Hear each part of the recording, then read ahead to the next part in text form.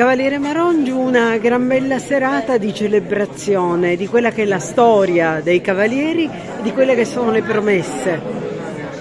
Sì, certamente, da un'idea così venuta per caso è scaturita questa serata, questo vanto di cui la Presidenza nazionale e il segretario nazionale dell'ANIOC ha voluto sancire, dicendo che in tutta Italia il più anziano insignito socio ANIOC e la più giovane insignita socio ANIOC sono dalla provincia di Agrigento, sono nella delegazione di Agrigento.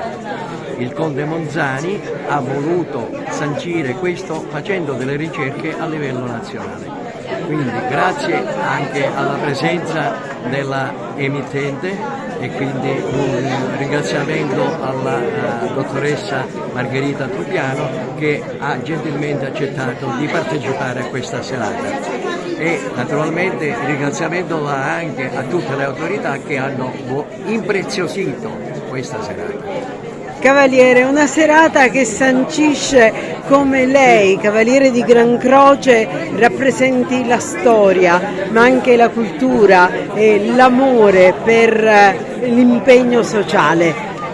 Io posso dire soltanto che stasera sono onorato, emozionato, commosso per questo riconoscimento che praticamente ha sottolineato la mia veneranda età assieme a quella invece di una giovanissima cavaliere recentemente che ha ricevuto appunto la dirigenza di cavaliere. L'ANIOC è stata sempre vicina e io ho cercato di collaborare come ho potuto e ripeto, a me ha fatto particolare piacere l'ultima iniziativa che è stata quella dell'8 marzo 2025 quando è stato organizzato un tavolo rotonda degli elementi femminili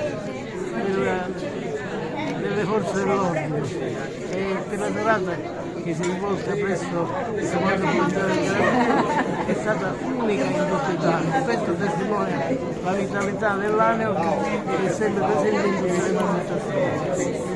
Federica Salvo, il cavaliere più giovane d'Italia, cosa si prova ad esserlo e tra l'altro entrare a far parte di una famiglia di insigniti cavallereschi?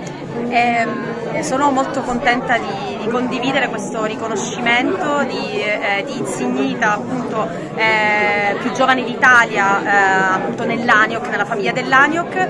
Sono felice di condividere questo primato con il Cavaliere di Gran Croce Gaetano Allotta perché è veramente un punto di riferimento per questa città e io posso solo imparare appunto da un uomo del genere, così come posso imparare veramente dalla grande famiglia dell'ANIOC la dedizione, l'amore per la propria comunità di riferimento e per i valori della democrazia e della pace.